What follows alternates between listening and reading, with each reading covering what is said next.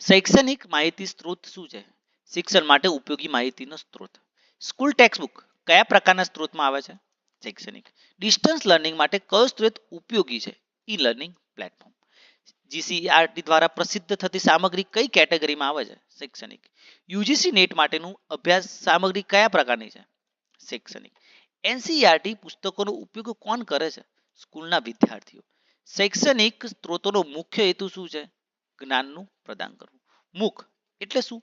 Online ખુલ્લા અભ્યાસક્રમો. માસિવ open online course. સ્વયં એ શું છે? ઈ લર્નિંગનું પ્લેટફોર્મ. કોર્સેરા અને એડેક્સ કયા પ્રકારના સ્ત્રોત છે? E learning platform. લાઇબ્રેરીમાં મળતી પાઠ્ય સામગ્રી કઈ કેટેગરીમાં આવે છે? શૈક્ષણિક સ્ત્રોત. વિદ્યાદાન પોર્ટલ શેના માટે જાણીતું છે? શૈક્ષણિક સામગ્રીની વહેંચણી માટે. શોધગંગા એ શું છે? Research થીસિસનું database.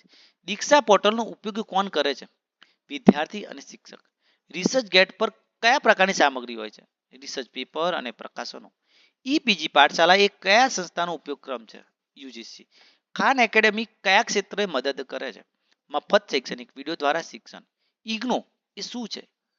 Open university. Britannica learning portal કયા પ્રકારની સામગ્રી આપે છે? શૈક્ષણિક. શિક્ષા.com એ શું છે? શિક્ષણ અને કોલેજ એડમિશન માટેનું એક પોર્ટલ. મૂકનો અર્થ શું થાય છે? માસિવ ઓપન ઓનલાઈન કોર્સિસ. સ્વયં એ કયા પ્રકારની સર્વિસ આપે છે? ઓનલાઈન અભ્યાસક્રમો. એનસીઈઆરટી કઈ કામગીરી માટે ઓળખાય છે? શૈક્ષણિક પુસ્તકોની તૈયારી કરવા.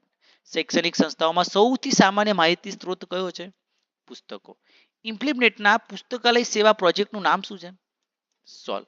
દીક્ષા પ્લેટફોર્મનો મુખ્ય ઉદ્દેશ્ય શું છે? શિક્ષણ માટે ડિજિટલ સામગ્રીની ઉપલબ્ધ કરાવી. ઇગ્નો કઈ પ્રકારની શૈક્ષણિક સેવા આપે છે? ખુલ્લું અને દૂરસ્થ શિક્ષણ. એરિક ડેટાબેઝમાં શું હોય છે? શૈક્ષણિક સંશોધન લેખો. એનપીટીએલ શેના માટે જાણીતું છે? ઉચ્ચ તકનીકી શિક્ષણ માટે. ઈપીજી પાઠશાળા એ કોના માટે છે? પીજી અને એમફિલના વિદ્યાર્થીઓ માટે. ગુજરાત વર્ચ્યુઅલ શાળાનો ઉદ્દેશ્ય શું છે? વિદ્યાર્થીઓને ઓનલાઈન શિક્ષણ આપવું. યુનેસ્કોના શૈક્ષણિક લક્ષ્યો કયા છે? વૈશ્વિક શિક્ષણ સહકાર વધારો. એકેડેમિક લાઇબ્રેરિયન્સ કઈ સેવાઓ આપે છે? સંશોધન આધારિત માહિતી અને સંસાધનો. શૈક્ષણિક માહિતીને સાચવવા માટે કઈ ટેકનોલોજીનો ઉપયોગ થાય છે? Learning management system. Open access journals નો લાભ શું છે? મફત અને સર્વ માટે ઉપલબ્ધ. એનસીઆરટી કઈ સ્તરની શૈક્ષણિક સામગ્રી પ્રકાશિત કરે છે? પ્રાથમિક અને માધ્યમિક સ્તર. મૂકનો સંપૂર્ણ નામ શું છે? માસિવ ઓપન ઓનલાઈન કોર્સ. શોધગંગા કઈ માહિતી આપે છે? સંશોધન ઉપાધિ. ઇન્ડિયન સાઇટેશન ઇન્ડેક્સનો ઉપયોગ ક્યાં થાય છે? સંશોધન ગ્રંથોની ઓળખ માટે. ઇમ્પ્લિમેન્ટનો મુખ્ય હેતુ શું છે? લાઇબ્રેરીની જોડવી અને સંશોધનનો વિકાસ કરવો.